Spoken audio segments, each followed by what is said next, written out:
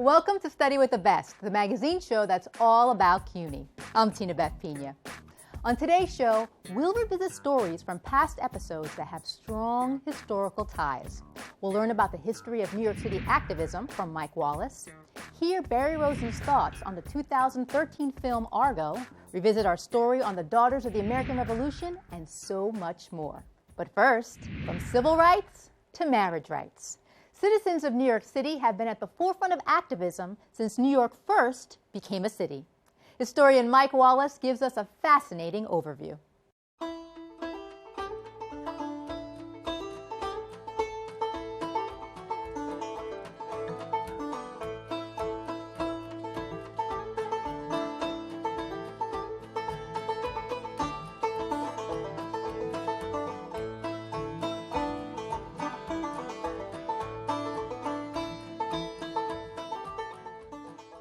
There is a tremendous tradition of activism in New York City, dating back to the 1600s.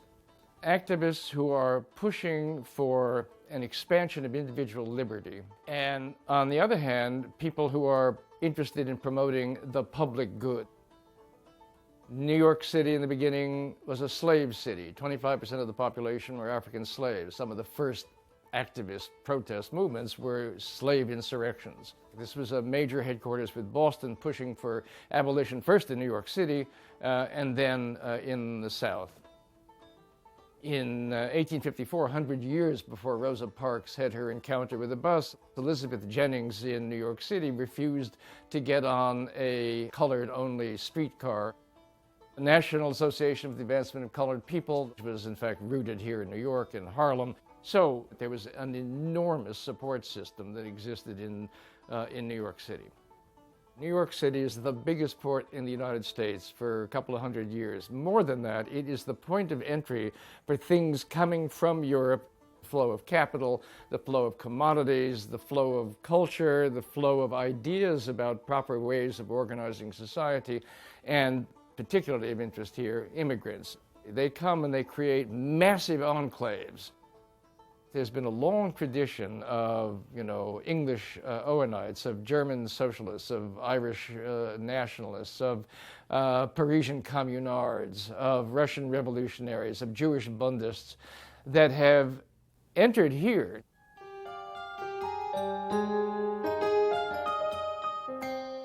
The exhibition where we're standing, Activists New York, is really about one of the defining qualities of New York City, which is its history of New Yorkers having opinions, getting in your face, and working to make the world a better place. It's not just a story of the past. We may talk about the role of New York and New Yorkers in the historic March on Washington in 1963, or we may talk about the garment workers' strike in 1909, or the women's suffrage movement. But we've worked in the gallery to connect what's happening today in New York to that continuing history of activism. A lot of national movements that we might not naturally associate with New York actually have very important roots here, because New York is not only a dense, diverse place where lots of ideas are in the mix, but it's also the national center of media, and it's also America's capital of capital. It's a place to come raise money. New Yorkers have become famously outspoken, and that tolerance of what might be considered deviant elsewhere has opened huge opportunities for New York to become really the cauldron in which social movements have been born. One of the things that people love most, I think, about history is being able to stand on the spot where something took place. Today we're presenting a walking tour of activism in East Harlem in collaboration with the Gotham Center at City University. We love to be able to curate and tell the stories of the city, both inside our walls and outside in the city. All right, this is a good place to stop and talk. This is Terence Cardinal Cook Healthcare Center. Before that, it was Flower Fifth Avenue Hospital. In the history of East Harlem, there are so many groups who've been activists, from the Irish to the Jews to the Italians to more recently the Puerto Ricans, African Americans, Mexicans. East Harlem historically has been an immigrant neighborhood, a working class poor neighborhood. You usually find the greatest activism among people who don't have very much. New York is such a wonderful city and such a rich city, and there are stories that can be told forever. But the more people know, the more stories people know, the more they'll appreciate the city that they're visiting or living in. We want to open people's eyes to the rich history of activism. We want them to consider how people of past generations have looked at the world, looked at what they thought was wrong with the world, how they defined a good society, and how they chose to take action. When you look at this total of it, the battles over race, over gender, over sexuality, over ethnicity, over public space, over social entitlements, there's a reason that at the same time New York is understood to be the center of capital, the center of power, the center of the empire. It's also been the center of, yes, activist resistance to that status quo.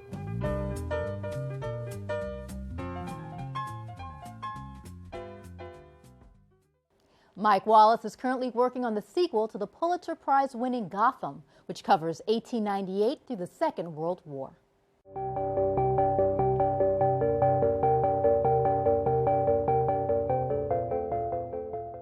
Ben Affleck's movie Argo won 3 Academy Awards in 2013: Best Picture, Best Adapted Screenplay, and Best Editing. Everyone seemed to love the adventure film based on real-life events. But we found one man who had a different opinion. I'm Barry Mitchell. The movie Argo was directed by and stars Ben Affleck. Based on the 1979 Iran hostage crisis, it's been garnering rave reviews. The problem with the film is that it's too casual. It was made funny, never had any relevance to the real Iran hostage crisis.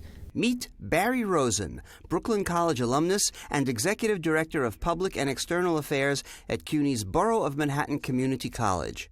Why is he uniquely qualified to comment on Argo? I'm qualified to give this review because I was one of the hostages taken in 1979, one of the 52 American hostages. From 1979 to 1981, the Iran hostage crisis dominated the headlines. For most Americans, the Ayatollah Khomeini, leader of the Islamist Iranian Revolution, was evil incarnate. The hostage crisis began November 4th, 1979, when militant Iranian students stormed the U.S. Embassy in Tehran, protesting the United States' failure to hand over their deposed monarch, the Shah of Iran, for trial. These students were what I would call part-time students. They were ideologically motivated for revolution and less motivated to go to school. What were you doing in Iran in 1979? It all started as a Peace Corps volunteer in 1967, 1969. In 1979, I was the U.S. press attaché to the embassy in Iran. And that meant that my wife had to stay back home and my kids had to stay back home. The 6 embassy employees portrayed in Argo had their own harrowing experience.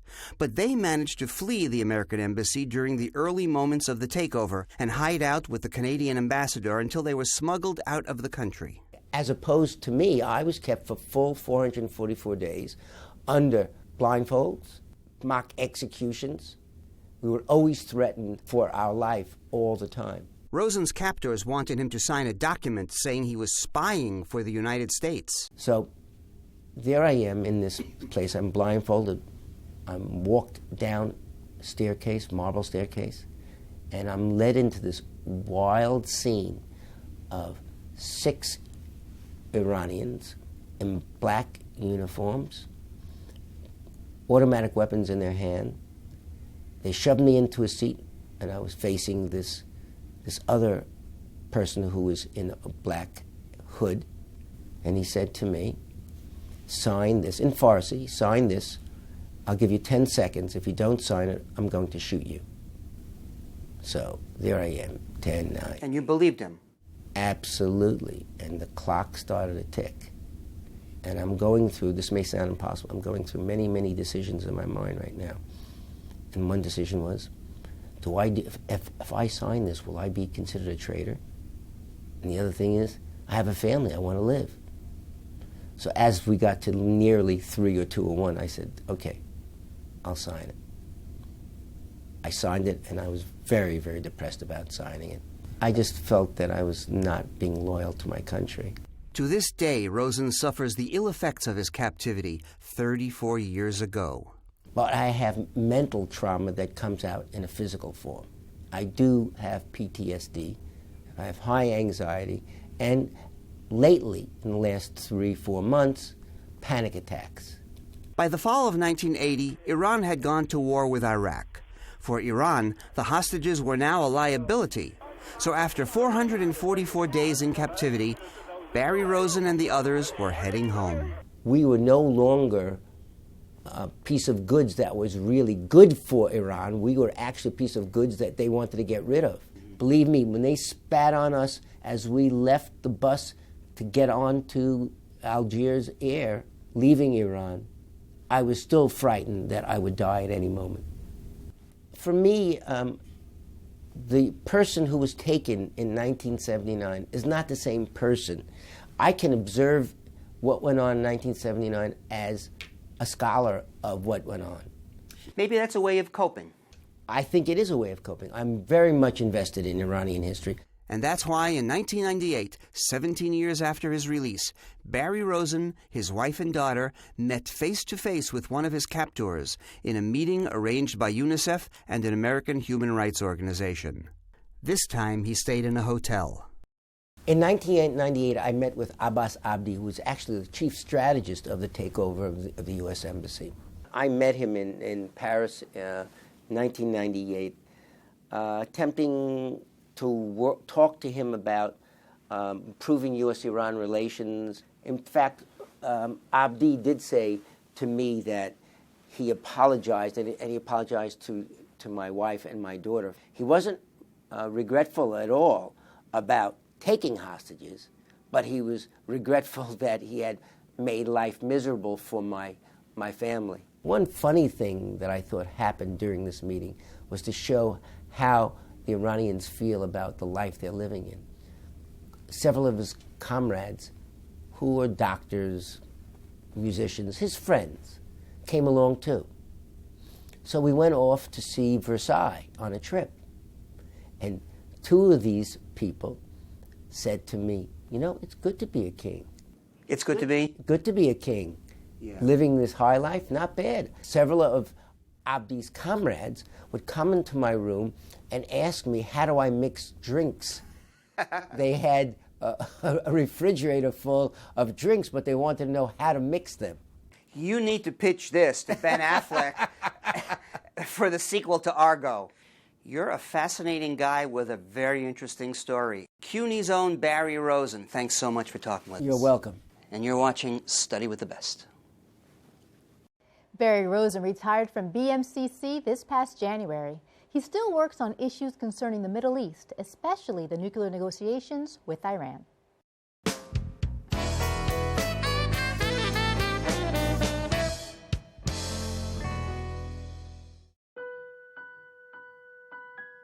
Who would have thought it? From the scars of exclusion comes the power of inclusion, a story in miniature that chronicles where we are now, as a country and as a people. And we're talking about the DAR, also known as the Daughters of the American Revolution. The DAR is not just one thing.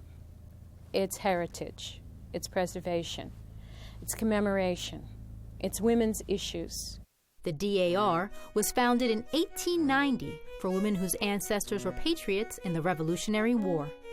Even though the first person killed in the Revolutionary War was black, and over 5,000 African Americans contributed to America's fight for independence, the DAR excluded women of color for many years. It made headlines most notably when the acclaimed African American contralto, Marian Anderson, was denied the right to perform at Constitution Hall by the DAR because of her color. Instead, and at the urging of Eleanor Roosevelt, who quit the DAR in protest, the singer performed at the Lincoln Memorial on April 9, 1939.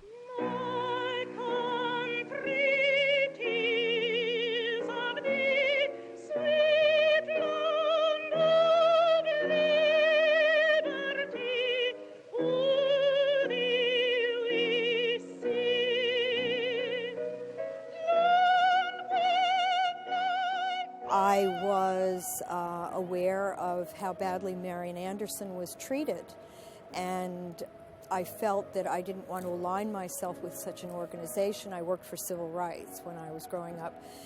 And so later on, things have changed, and as we say, it's not your mother's DAR. No, this is not your mother's DAR anymore.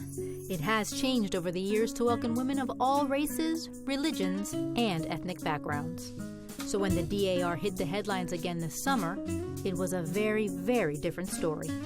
For the first time, a woman of color was selected to be the president of a new DAR chapter. When they picked up the story in the New York Times, that was just completely unexpected. Did not even give it a thought.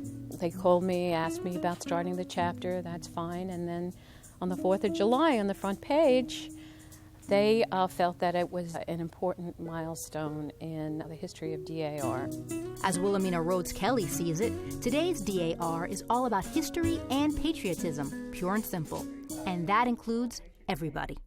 Well, I descend from a patriot of the Revolutionary War, Stephen H. Hamlin, who was not necessarily a soldier. He actually provided a rifle and a horse and beef for the soldiers. He was white. He was European.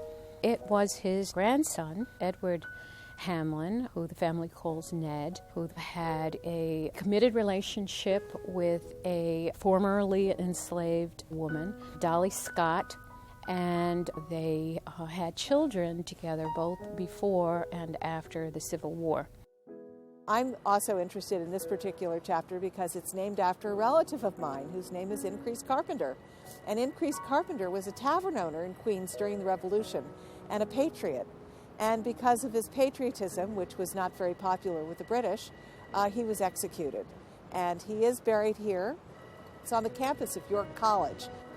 Through genealogy, I have found that there has been a member of my family that has served in every war that America has ever fought in, going back to the French and Indian War. So before the Revolution, it's an honor to know that my family has contributed to the growth of what we now know as America. The big picture of this chapter, the Increase Carpenter chapter, is that we're not old-fashioned. We're not sitting with funny hats having tea. We don't just stay at home. We reach out. We reach out to the Lawrence Cemetery. We reach out to the veterans. We reach out to the wounded in the hospital. We're interested in historic preservation. There's a lot going on here. Thank you. Now you're welcome, DAR official. We try to help people find their identity, find their foundation, share it with their children, and give them a sense of self. You must know where you've come from in order to really appreciate who you are and what your strengths are and what people have gone through to make it possible for you to live in this country that has so much and has potential for even more greatness.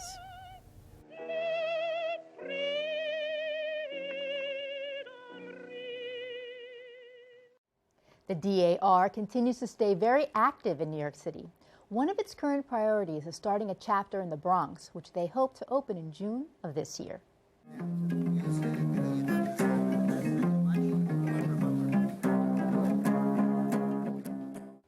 Music is a powerful medium to inspire and manipulate the mind. A Baruch College professor talks Beethoven, past and present, from the Nazi passion for the composer to where Beethoven stands in the minds of people today. When the Nazis came to power, they were particularly interested in developing culture as an ideological tool to sort of prove the superiority of German art, of German music.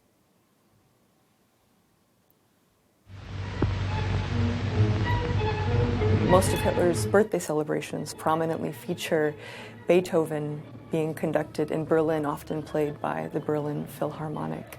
And so there became this sort of direct link between Beethoven's music and in the political framings that the Nazis were so anxious to use and exploit the music in.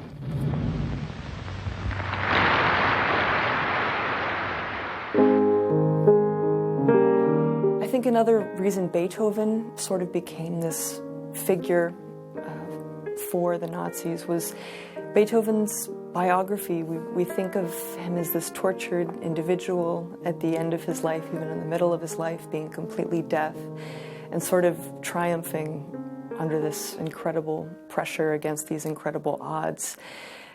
So creating this idea of the hero, sort of overcoming to fulfill his artistic mission, was one that the Nazis found very attractive, and a kind of sensibility that they really wanted to portray. If you read the diaries of propaganda minister Joseph Goebbels, there's some really bizarre and disturbing passages in there where he'll be talking about how terribly it's going on the Eastern Front. And then the next paragraph will be about how he heard part of Beethoven's Eroica Symphony, and he found this sort of relaxing, and how wonderful it was to sort of have this respite from the difficulties of waging a war.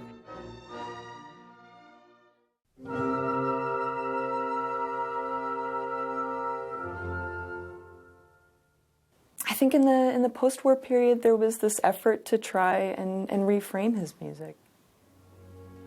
Right from the outset, the Americans sort of had these grand plans of what they called denazifying music. What I find sort of interesting and crazy about this topic is that you can read these government documents that literally say, this is the kind of music we want to promote, which unsurprisingly was American music. They really wanted to sort of import composers like Aaron Copland, like Samuel Barber as this sort of American populist sound. They wanted to sort of re-educate, as they called it, the Germans through bringing this music into Germany and into Berlin. And so, while the hope was, of course, that German ensembles would immediately decide that American classical music was, the great way to go and should be played frequently in their concert halls, most of the first concerts played by ensembles throughout Germany include Beethoven as sort of a nod to Germany's cultural heritage, Tchaikovsky to sort of appease and honor the Russian occupiers, and then Mendelssohn as a way to even say we are anti-fascist, because now we're going immediately and playing the music of this Jewish composer. And so it's sort of wild and just almost disturbing to see how music was immediately repoliticized by using these composers as proof somehow of anti-fascism or of resistance.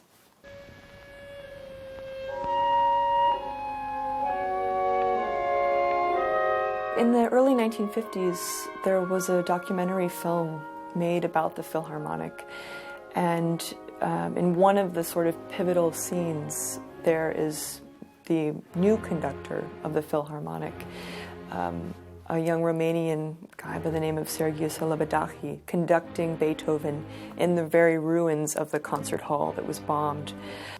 And so I think by putting Beethoven in this setting, they're really trying to make a statement about we are here to sort of take back this cultural heritage that even though it was misappropriated, reappropriated by the Nazis, that this music can be depoliticized or repoliticized in some other form. A celebration of freedom. Under the leadership of the conductor Leonard Bernstein, orchestral players... I think that Beethoven has been present at every major moment in German history, whether that's the fall of the wall in 1989 with Leonard Bernstein doing this iconic concert in Berlin right on Unter den Linden doing Beethoven's Ninth, or whether that's even the 20th anniversary celebration of the wall falling. His music is almost like a palimpsest, where meaning is sort of inscribed and reinscribed depending on what the occasion calls for.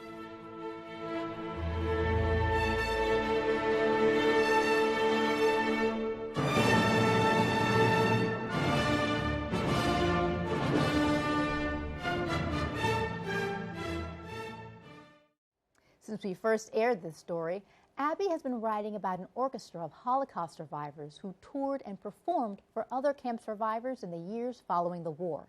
The article will be published this year in the Journal of Musicological Research.